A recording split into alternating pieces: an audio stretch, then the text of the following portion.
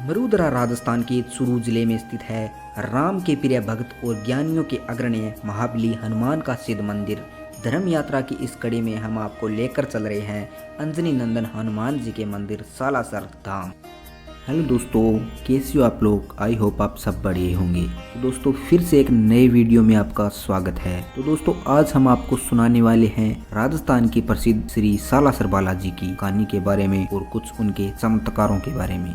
राजस्थान के चूरू जिले में हनुमान जी का एक प्रसिद्ध मंदिर है जो सालासर बालाजी के नाम से जाने जाते हैं। बालाजी के प्रकट होने की कथा जितनी ही चमत्कारी है उतने ही बालाजी भी चमत्कारी है और भक्तों की मनोकामना पूरी करने वाले हैं। बालाजी के एक भगत थे मोहनदास, तो उनकी भक्ति से प्रसन्न होकर बालाजी ने इन्हें मूर्ति रूप में प्रकट होने का वचन दिया था। अपने वचन को पूरा करने के लिए बालाजी नागौर जिले के आसोटा गांव में 1811 में प्रकट हुए। आसोटा में एक जाट खेत जोत रहा था, तभी उसके हल की नोक किसी कठोर चीज से टकराई। उसे निकाल कर देखा तो एक पत्थर था, तो जाट ने अपने अंगोछे से पोंछकर साफ किया तो उस पर बालाजी की छवि नजर आने लगी। तो इतने में जाट की पत्नी खाना लेकर आई तो उसने बालाजी के मूर्ति को बाजरे के चूरमे का भोग लगाया। तो यही कारण है बालाजी को चूरमे का भोग लगता है और लगता आ रहा है। तो कहते हैं जिस दिन यह मूर्ति प्रकट हुई उस रात बालाजी ने सपने में आसोटा के ठाकुर को अपनी मूर्ति सालासर ले जाने के लिए कहा।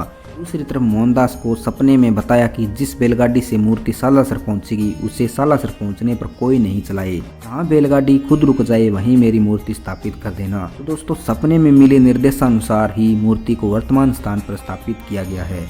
पूरे भारत में एकमात्र सालासर में दाढ़ी मूंछ वाले हनुमान जी बालाजी स्थित है। तो इसके पीछे मान्यता यह है कि मोहनदास को पहली बार बालाजी ने दाढ़ी मूंछों के साथ दर्शन दिए थे। मोहनदास ने इसी रूम में बालाजी को प्रकट होने के लिए कहा था, इसलिए हनुमान जी यहाँ दाढ़ी मूंछ में स्थित है। तो साथ ही बालाजी के बारे में एक बड़ी रोचक बात यह है कि इनके मंदिर का निर्माण करने वाले मुसलमान कारीगर थे। तो इनमें नूर मोहम्मद और दाऊद का नाम भी शामिल है। तो बालाजी की धुनी को भी चमत्कारी माना जाता है। कहते हैं बाबा मोहनदास जी ने 300 साल पहले इस धुनी को जलाई थी जो आज भी अखंडित प्रज्वलित है। सालासर में बालाजी के आने के काफी सालों बाद यहाँ माता अंजनी का आगमन हुआ। तो कहते हैं कि बालाजी के अनुरोध पर माता अंजनी सालासर आई, लेकिन उन्होंने कहा कि वह साथ में नहीं रहेंगे। तो इससे पहले किसकी पूजा होगी यह समस्या हो सकती है। तो इसलिए बालाजी की माता का मंदिर बालाजी मंदिर से कुछ दूरी पर स्थित है। तो इस मंदिर में अंजनी माता की गोद में बालाजी बैठे हुए हैं। तो इसी मूर्ति के आगमन की कथा भी बड़ी रोचक है।